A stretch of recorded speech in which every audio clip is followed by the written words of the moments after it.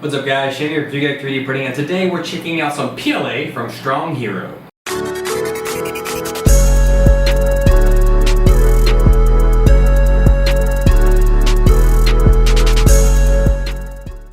Welcome back guys. As I said, today we're checking out some PLA from Stronghero. They reached out to me via LinkedIn and asked if I would like to try out their filament. I'd actually contacted them probably about a year and a half ago if I could try out their filament and heard crickets back, but then now they reached out to me and we have two different ones here. So this one is just a plain old box, Stronghero. They didn't tell you the type filament's inside it, but once we open it up, it is in fact a 1 kilogram roll of blue PLA. It's 1.75 millimeters, 195 to 215, and it gives you the batch number on there. So super large diameter spool, has lots of cutouts in it so you can see how much you have left. No indicators on it, but that's okay. And there's a desk impact in there. This one, there's a lot more going on. So it's telling it's Color Thread LLC. I'm guessing that's Stronghero's like parent company or something like that. It's www.stronghero3d.com. Maybe that's just the name of their LLC. I'm not sure. But again, just kind of tells you it's 195 to 15, same as this one. Density, the tolerance is plus or minus 0.05. That's quite a high tolerance. I guess, is that a low tolerance? Most filaments, premium filaments come 0.02 tolerance, normals come 0.03, 0.05 is quite a lot higher than that. We'll see how it ends up turning out. And this is their rainbow PLA. There are lots and lots of colors, lots of things going on in here. It's the same spool, just clear, so you kind of can see everything. But I mean, there are, we've got red, orange, yellow, green, seeing pinks, different shades of green, purple, blues in there, almost a gray here on the outside of it. I've seen prints with this, and like in a vase, it looks phenomenal. And I kind of actually want to make my own film like this. I'm looking at a way to join all the different PLAs that I'm getting. I'm keeping the last little bit, and I'm going to put them all together and kind of make my own spool. I don't have a fancy palette like Joel has, so I'm going to have to do it by hand. And I did see a tutorial, so I'm going to try that out and see if I can do it myself and share that with you guys. That's in the future though. But I think this is going to make some very cool looking vases. And yeah, so we're just do a couple fun prints in this one. I want to see how the tolerance actually goes, or do we have any under extrusions, anything like that. But this will be fun for kind of some vases. And this one, we're going to go ahead and give this one the full gamut of testing. We're going to throw it on the Mark III, maybe a couple other printers, and just see how well it works out. So I'll be back in just a minute with the results. Alright, Stronghero PLA. We've got two different variants going on here. And I have the blue, which I printed quite a lot in. And then I have their Splendid PLA, which is like this rainbow PLA. I did a separate video on this just because this was so much fun to print. It was an absolute B to clean up the support. I did not do a good job at selecting my custom supports in Simplify 3D. So that kind of sucked, but otherwise, very awesome print to print the crown. And I have a bunch of other things here too, but it seems like this stuff prints the best when you can print a lot of items, or just, again, I guess a lot of items, because the transitions are actually pretty long. And even as you see in here, we went from like this like grayish purple to the like teal, and that was it. Where in the same, well, less height, we went through like 5, almost 6 different colors here in the crown, just because it's so much more printing. There's so much more infill, there's so many more parts being printed, so you're using a lot more plastic. I don't know how long each of these segments are. I'd have to say they're probably several meters long for each color, and then it's about, you know, a few more meters, maybe like 2 to 3 meters of actually transitioning from the one color to the next. So it's quite a lot, and big prints, it would probably do a good job, but even in these vases, you know, this was kind of this grayish purple. It's actually pretty fugly, just because of just how it looks. And this vase, again, is almost one full color, even though it was printed with that transitional filament. So you definitely have to print big or print lots of items. Actually, I do have lots of items here. Well, I don't have a lot, but I printed some of these filament dry canisters, and I printed all 4 at once. So I was able to get a great bit of transition there, and I'll show you a close-up of these, but they printed out pretty well. I printed a lot of this stuff on the Anycubic i3 Mega. I printed some of it on the Tivo Tornado. I printed some of it on the G-Tech A10. So I try to mix it up quite a bit when I do my reviews and I do different things. I try to use a bunch of different machines just to show printability across different machines, different tunings, different sizes, lots of things like that. So let's take a closer look at how this filament turned out. Before we go and do that, I'm actually going to show you these just because they're huge. This is from Maker's Muse, Angus. He had made this planter quite a long time ago, and I'm testing out the Mega Delta, the K280, the 600 millimeter build height Delta printer, and this is printed with a volcano nozzle that I put on there with a 1 millimeter nozzle, printing 0.6 millimeter layer height. And I'll show you guys a close-up of the layers because they are gorgeous looking. But oh my god, that took a bunch of time to dial in, and I'm still dialing in. This still isn't perfect, but it looks great. And I also printed out this gigantic rocket. This is a single perimeter, so printed in vase mode. This is 587 millimeters tall. So it is a huge print, as you can see. Compared to me, it's pretty massive. And it was an awesome thing to print. I'm still tuning it as well. I made my own firmware for it, so I'm still kind of trying to get that settled as well. But this is just, just to kind of show, this really had no under extrusions except for the parts where some of the acceleration, when that printer gets below 40 millimeters a second, it starts acting a little bit weird. And that's in this nose cone. But the center part here, where it's just clipping right along, wow. 1 millimeter wide, 0.6 millimeter tall layers. That's a lot of plastic coming out pretty quickly, running right around 55 millimeters per second in the print speed here. And I know that because anything below 45 I start having issues. So that's why I have some issues down in the bottom and the top when it starts to slow down.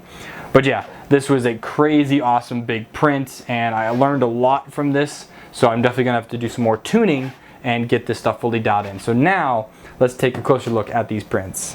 Alright, so here, this was actually printed on the i3 Mark III. I did forget that I printed parts on there. So this is the castle that comes on the SD card, and this printed great. There is some stringing a little bit between some of the towers, which I've had happen in other filaments, so it's nothing to write home about. Take a heat gun, it's gone.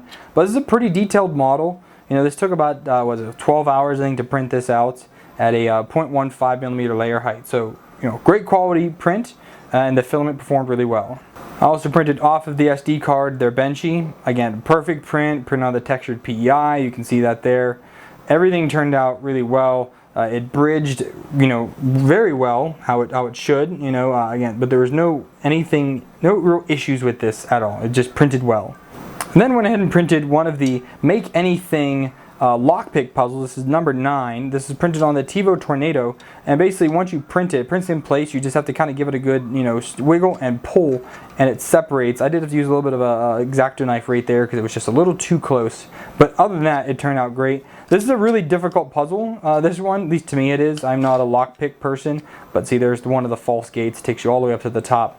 But inside, it did a really good job of all the details in there as well. They're really hard to see, but it's very smooth. The key moves really well, without issue.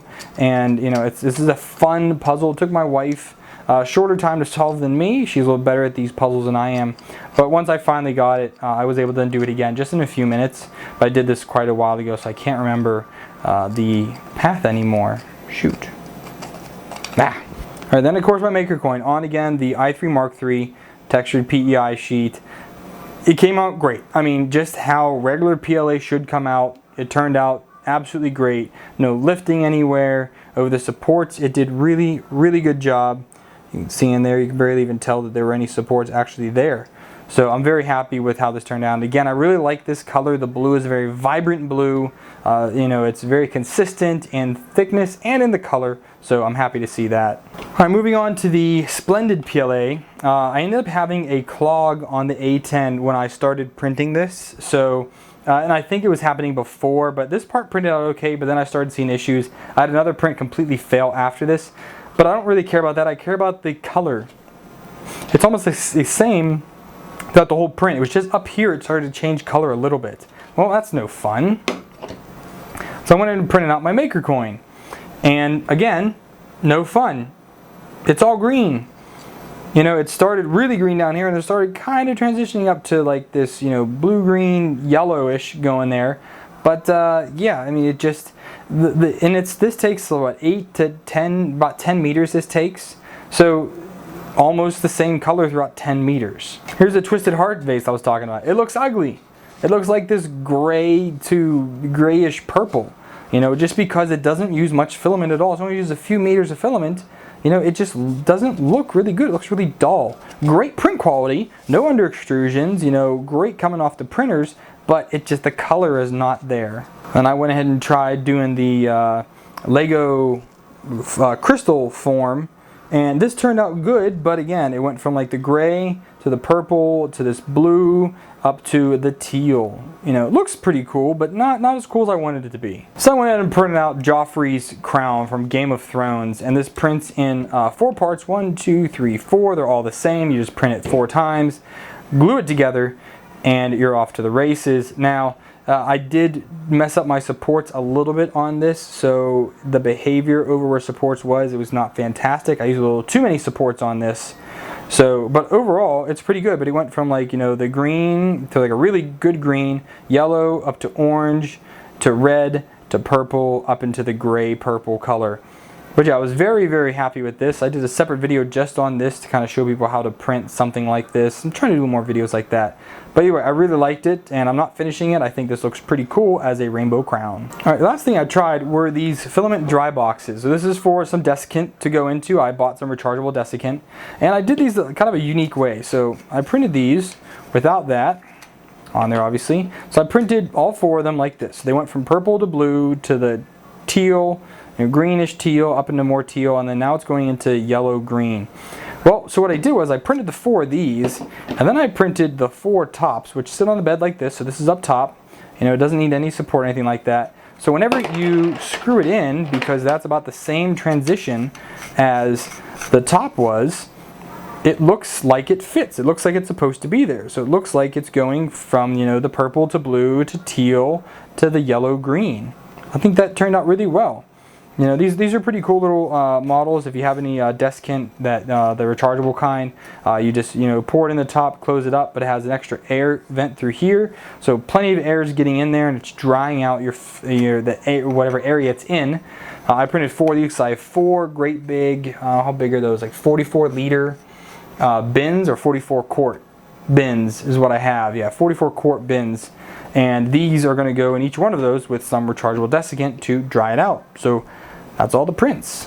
Overall, the blue, I'm super happy with. Like, it prints really well at, you know, the fine layer heights of, you know, 0.15, 0.2, up to 0.6 millimeter layer heights. And it does a really good job of that. Again, it's very consistent. So happy to see that. The Splendid has its place, and its place is long prints with lots of infill, lots of details. That way you get to see more of the transitions. If you're doing small prints that you only use a few meters, you're gonna get this. You know, you might get a good, you know, a copper, you know, right now it's like a kind of a copper yellow going into pink color. That might be something you like. You know, it's almost salmon looking, I guess. I guess it depends where in the spool you are, and you kind of have to manage that, where in the spool you are to what you're going to print with it.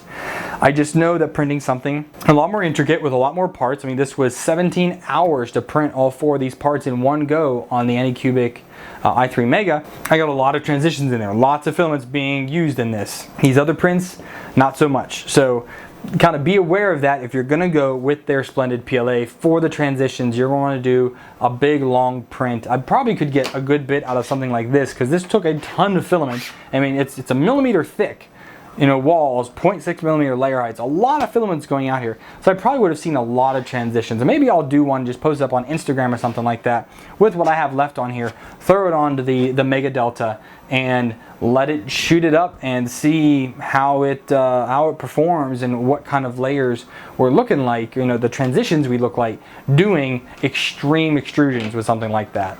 And that's it, guys. So this filament was provided to me by Stronghero directly for the purposes of review. No money was exchanged. They didn't pay me to say anything here, but I do think it's good filament. I don't necessarily know exactly where you can get it from, nor do I know the price, but I'll put links down below. If it's south of 20 bucks, you should get it. I think the Splendid comes in between 20 and 25. Again, if it's something that you're particularly looking for in order to do a transitional print, it's then worth it to you. If you're buying it just for giggles, I don't think it's really worth it. But I do like how, you know, these are one solid spools. They're, you know, the clear spool and the Splendid, so you kind of see where the transitions are. The blue is down on the other printer. I didn't bring it up here, but it's got a lot of big cutouts on it. The windings on these were pretty good. You know, for, you know, the more bargainy Chinese filaments, you know, the wind is pretty good. Not as bad as I've seen others, but definitely not like Prusa or anything like Amazon, any of the really good ones that are out there now. But I did enjoy it, so if you want to check it out, make sure you go down below and check out some of the links on where to buy it. Thanks for watching, guys. If you guys enjoyed the video, please give it a thumbs up. If not, thumbs down. Talk in the comments down below. I'd love to hear from you either way, what you guys thought about the filament. So you guys want to stay in tune with what's going on, hit that big old subscribe button down there, and then hit the bell icon. That way you get an email notification or a push notification on your mobile device. I want to upload new content or do a live stream. That way you guys are one of the first ones to know. Hello, Notification Squad. If you guys want to support me financially, the best thing to do, click below me at the Patreon link and donate me $1 or more. By donating at least $1, you get access to Patreon feed and my after show. I record the after show after almost all my new videos, so if you guys go ahead and donate me $1 at least there, you can help out with the channel, get access to the extra bits, learn a bit about me personally, and a little bit more about whatever I'm looking at. Other ways you can help me financially, there's Streamlabs or buy me a coffee for one-time donation, or you can use any of the affiliate links down below with the coupon codes for some different places, save yourself some money, and a little slice of your purchase comes back here to help me out the channel. So thank you guys for watching, and until next time, happy printing.